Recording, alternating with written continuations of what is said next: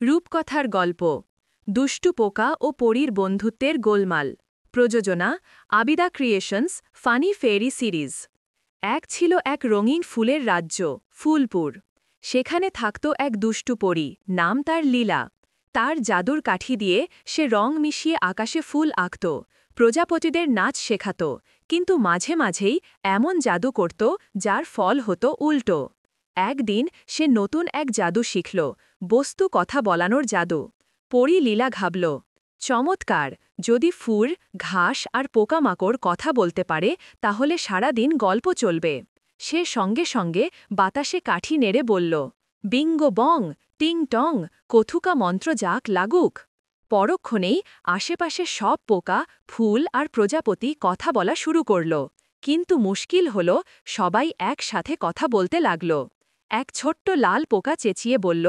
আমার নাম বুলু আমি রাজা হতে চাই মৌমাছি গর্জে উঠল তুমি রাজা আমি মধু বানাই তাই আমি উপযুক্ত প্রজাপতি বলল ওরা সবই গাধা আমি সবচেয়ে সুন্দর তাই রাজরানী হব লীলা মাথা চুলকে বলল ওহ না আমি যে শুধু কথা বলানোর মন্ত্র দিয়েছিলাম রাজনীতি নয়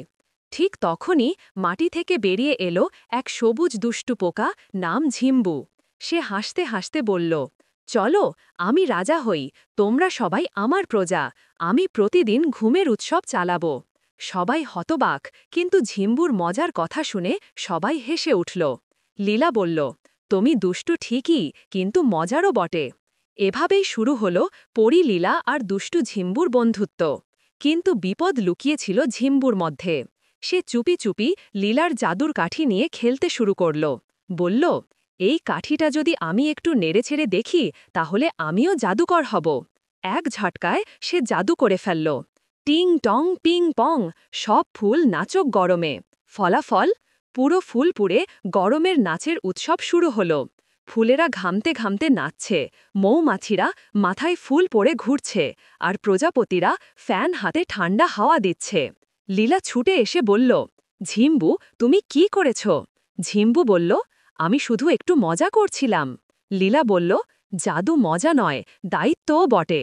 তারপর দুজনে মিলে পুরো রাজ্য ঠিক করার জন্য নতুন মন্ত্র তৈরি করল তারা একসাথে বলল